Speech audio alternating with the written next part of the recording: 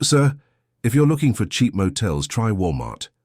The words cut through the quiet luxury of the Carlton Grand Hotel like a knife. A man, drenched from the rain, stood quietly at the front desk. His suit was worn, his shoes scuffed and soaked, and his beard untrimmed. His eyes, though, calm, focused, almost too calm. He hadn't even said much, just stepped up to the counter with the kind of humility that made him invisible to most people in that room, but not to her. Her name was Karen Whitmore. Mid-30s, sharply dressed in a tailored blazer, blonde hair tied in a tight bun, and a glare that could cut glass. She didn't like what she saw. She didn't see a customer. She saw a problem. "Do you have a reservation?" she asked, her lips tight with politeness, just thin enough to cover disgust. "Yes, under the name David Washington," the man replied softly. Karen tilted her head. She didn't bother checking the system. Not really. She just stared at the man as if daring him to keep pretending. Then came the line, "Sir, if you're looking for cheap motels, try Walmart." The lobby was suddenly heavier. A few guests glanced over. One chuckled under their breath. The others looked away, uncomfortable, silent. But the man didn't react. No anger, no shock. He just looked at her and smiled, a small, almost imperceptible smile. "I'll wait for the manager," he said, stepping aside and calmly taking a seat in one of the expensive lobby chairs, still dripping wet. Karen rolled her eyes, picked up her phone, and walked away typing, probably texting someone about the crazy homeless guy at the desk. The man sat in silence. No one offered a towel. No one brought water. No one even looked at him. But he looked at everyone. And in that moment, soaking wet and overlooked, he wasn't upset. He was watching, observing, waiting. But what no one knew is that this nobody wasn't just any man. He wasn't poor, he wasn't lost, and he definitely wasn't who they thought he was. Curious? You haven't heard anything yet. Make sure to hit that subscribe button because what happens next will blow your mind and teach a lesson they'll never forget. He sat there for 27 minutes. Not once did he check his phone. Not once did he complain. He just waited. Every few minutes a bellboy passed by and glanced at him. One whispered to another, "Why doesn't security just kick him out already? I heard he walked in from the subway, probably looking for shelter. He's in the wrong part of town." But none of them knew the truth.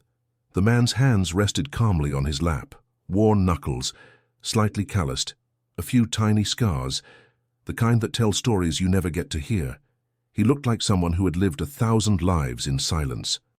And now, for reasons no one understood, he had chosen to walk straight into the lion's den and wait. Every once in a while, he'd glance at the chandelier above him, not admiring it, more like analyzing.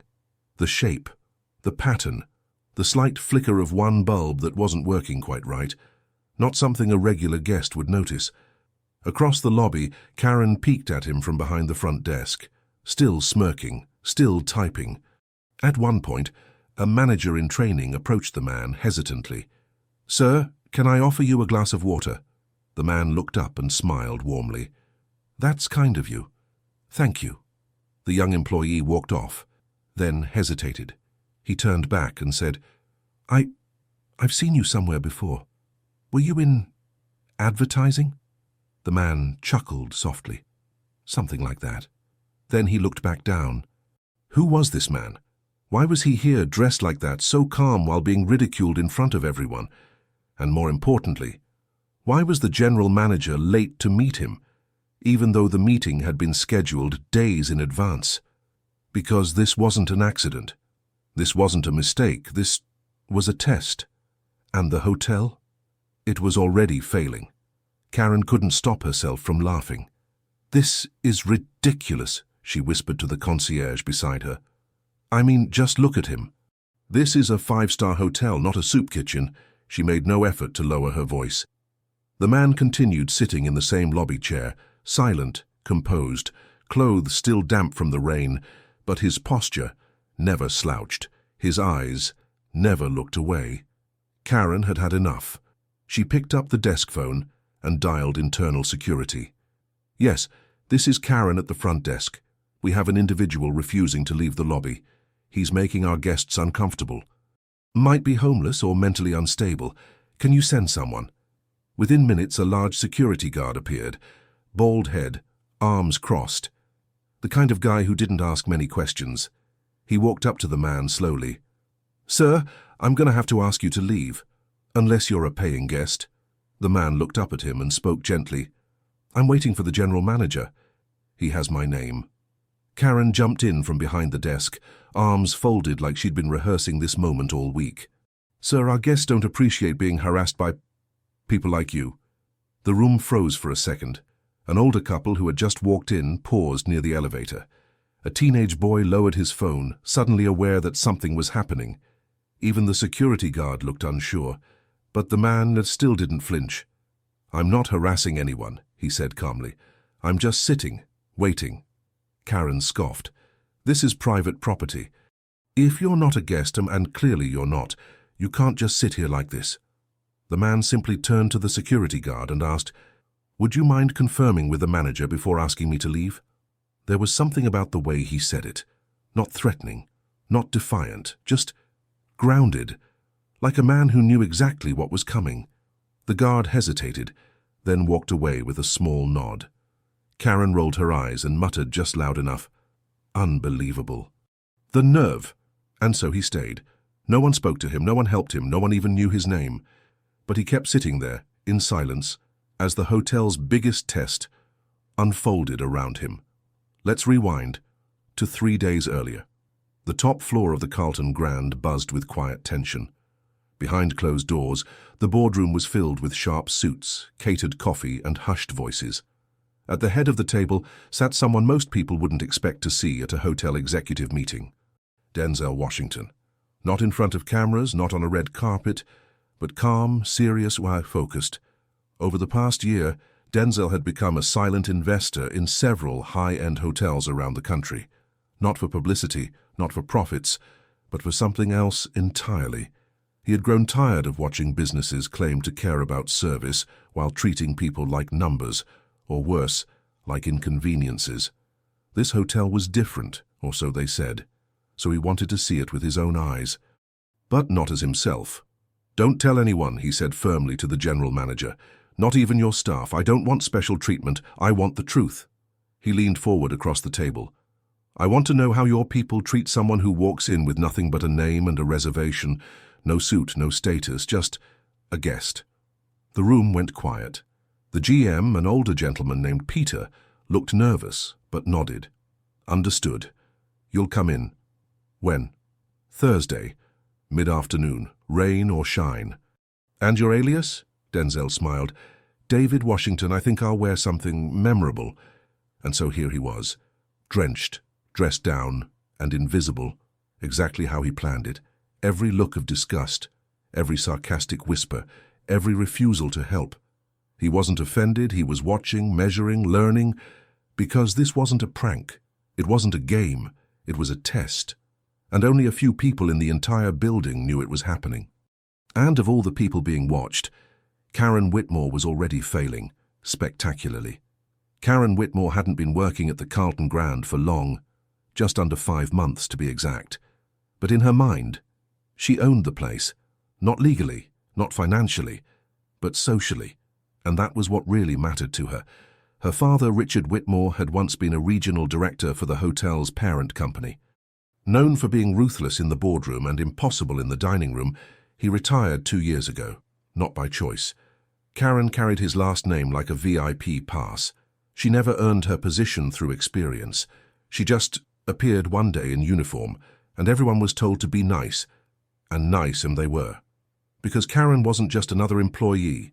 She was a landmine in heels. She gossiped about guests. She mocked co-workers behind their backs. She spoke to interns like they were waiters at a party she didn't want to be at. Her favorite line, "I can smell broke from miles away." She used it often. Too often. Once to a bellhop who was late with her coffee. Once to a single mother who asked for a room extension. And now to a man sitting silently in the lobby, wearing a tired suit and a calm smile. To her, life was a game of appearances. If you looked polished, you deserved respect. If you didn't, you were invisible. or worse, offensive. No one challenged her, not because she was right, but because she was connected, and that made her dangerous. Even her co-workers had learned to avoid confrontation. "Just smile and nod," one of the junior front desk agents whispered to another. "It's not worth the headache." What Karen didn't realize was that today's headache would belong to her, because the man she just humiliated wasn't some drifter. And the seat she thought she held, it was never really hers. 29 minutes after the man first walked in, Peter Langston, general manager of the Carlton Grand, stepped out of the executive elevator, still adjusting his tie, looking nervous, and moving faster than usual. He wasn't a man easily rattled. 20 years in hospitality had trained him to stay composed through screaming guests, last-minute VIP visits, and power outages during weddings. But this was different, because the man sitting calmly in the lobby was Denzel Washington, and he knew exactly why he was there. Peter spotted him instantly, still soaking wet, still sitting in silence, still being ignored. Peter's heart sank. He straightened his jacket and walked toward him, not too fast, not too eager, just enough to seem natural. "Mr. Washington," he began, voice low, leaning in discreetly.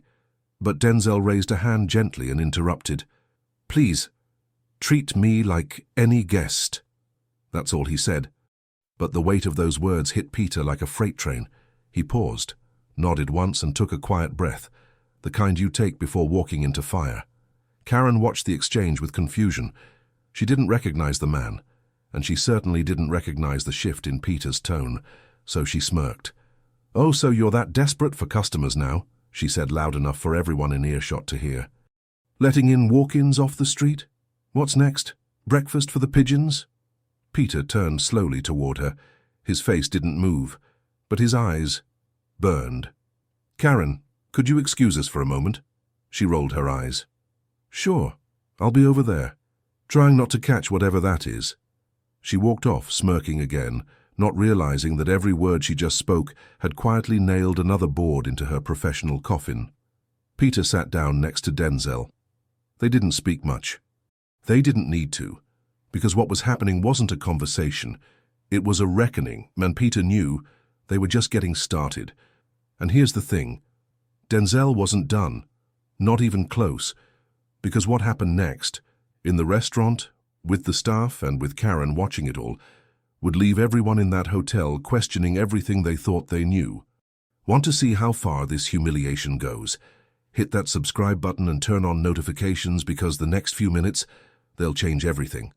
After a quiet conversation with the manager, Denzel stood up, gave a polite nod, and walked toward the Carlton Grand's five-star restaurant Lumiere, still wearing the same soaked, wrinkled suit, still anonymous, still invisible to almost everyone who saw him. He approached the hostess stand. "Good evening," he said gently. "Any chance I could get a table for one?" The hostess looked up, startled by his appearance. She hesitated. Before she could respond, Karen suddenly appeared beside her. "It's fine," Karen whispered, though not quietly enough. "Just seat him in the back and let the kitchen know to keep it simple." The hostess nodded slowly, leading him past rows of white tablecloths and hushed conversation, finally seating him near the service doors, half in the shadows, far from the windows. 10 minutes passed. A waiter approached, stiff and unsmiling. "Can I get you something to drink, sir?" "A glass of the house red, please," Denzel replied. The waiter raised an eyebrow. "We have a dress code here. No offense, but are you a guest?" "I am." "I'll check with the manager," the waiter muttered, then walked off. Another waiter came by soon after, this one younger, clearly less experienced, but already infected by the mood. Denzel looked at the menu, then pointed. "I'll have the crab risotto, please." The waiter blinked, stifled a smirk. "That's, not really available tonight." "It's on the menu." "Yeah, but it's a complicated dish. Maybe try something easier. The soup, maybe." Across the room, Karen watched everything unfold, pretending not to. She whispered to a coworker, "It's like watching a stray dog order caviar." Denzel didn't protest, didn't raise his voice, didn't walk out. He simply sat, observed, listened, every glance, every snicker, every refusal. He wasn't just eating, he was taking notes. And the menu. It was about to change. The next day began like any other. Room service carts rolled down hallways, guests checked in, bellboys smiled and nodded. And Karen? Karen was back at the front desk. Fresh blowout, new lipstick, and not a single clue. What she didn't know was that today wasn't just another day, because on the top floor, behind velvet curtains, the hotel was preparing for something big, a private invitation-only event. No press, no social media, just executives, stakeholders, and silent partners. The name on the itinerary? Mr. David Washington. Around 4 p.m. the lobby began to change, subtly at first. Staff members straightened up, phones disappeared from hands. The general manager appeared in a suit far nicer than usual. Karen looked around, puzzled. "What's going on?" she asked a concierge. "Investor visit," he whispered. "Big one." Karen frowned. "And no one told me." But before she could dig deeper, the elevator dinged, heads turned, and out stepped a man, same face, same eyes, but everything else was different. Tailored black suit, shined shoes, posture like royalty, or command. It was him, the same man she told to try Walmart, the same man she laughed at with her co-workers, now walking through the lobby like he owned the place, because he did. Denzel Washington. The room froze. Then slowly, as realization set in, people began to stand. Executives, managers, even bellboys. Applause filled the air. Karen stood in place, mouth slightly open, chest tight, eyes locked on the man she had called a stray dog. Denzel didn't look at her. Not yet. He simply nodded at the staff, smiled graciously, and walked with calm authority toward the ballroom. Behind him, the general manager whispered something to his assistant. Karen couldn't hear it, but she saw the look in his eyes. And for the first time since she started working there, she was afraid. Yesterday, he waited in silence. Today, they waited for him. And as the doors closed behind him, the balance of power shifted forever. The applause faded. The ballroom doors closed. But Karen stood frozen. Her hands gripped the marble counter, her breath shallow, her mind racing with questions she couldn't afford to ask out loud. Then, footsteps, measured, calm, heavy with intention. She turned, slowly. There he was. Not the soaked man from yesterday, but the man from every movie, every awards stage, every story her father once told about the old days when stars had class. Denzel Washington stood before her. No smirk, no anger, just presence, the kind that didn't need volume to be heard. He looked her in the eyes and said with unnerving calm, "Funny, yesterday you told me to try Walmart." She opened her mouth, but nothing came out. He continued, "Today, you're fired." Her face collapsed, a visible drop, like a foundation cracking under sudden weight. But then, he paused. A long pause. The kind that doesn't happen in real life, only in moments where something bigger than pride is at stake. He looked at her, really looked at her, and saw it. The fear, the shame, the realization. And then he said gently, "Unless..." Her eyes lifted. "Unless you're willing to learn something today." Karen blinked.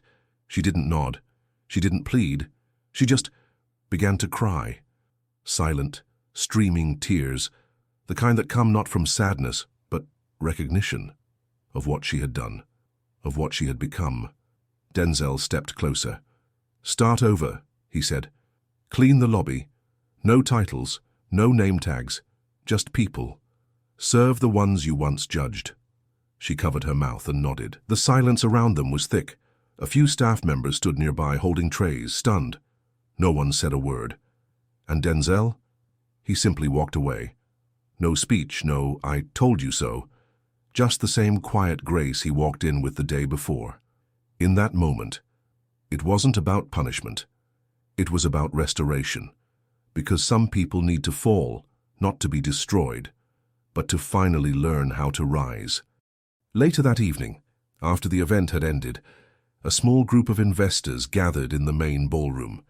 The energy had shifted. What started as a standard corporate presentation had become something Different. Because before the final toast, Denzel Washington took the stage. No teleprompters, no prepared notes, just truth. He looked out at the room, at the people who owned things, who ran things, who decided who was valuable and who wasn't. And he spoke. The world today puts so much weight on what you wear, what you drive, what title you hold. But those things fade. They change. They're forgotten. He paused, looked around.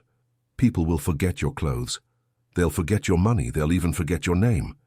But they will never forget how you made them feel. The room went silent. Even the waiters stopped. He continued. Kindness doesn't cost a thing. But its value? He looked down and smiled. Infinite.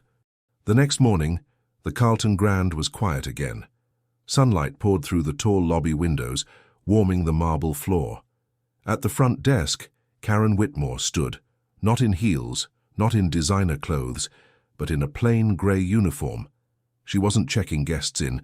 She wasn't giving orders. She was wiping down tables, collecting glasses, folding napkins, and doing it with care. Across the lobby, an elderly couple struggled with their luggage. Karen noticed. She rushed over. "Can I help you with those?" They smiled. She smiled back, and for the first time it wasn't forced. It was real. In the far corner of the lobby, seated near the fireplace, Denzel watched quietly. No spotlight, no cameras, just him, and a quiet smile. He hadn't come to punish, he came to reveal, to remind a place, and maybe all of us, that greatness isn't about being above others. It's about lifting them up, because in the end, what you give to the world is what truly defines you. If it made you think twice about how we treat others, or reminded you that kindness still matters, then you're exactly where you need to be. Hit that subscribe button and turn on the bell because we're just getting started.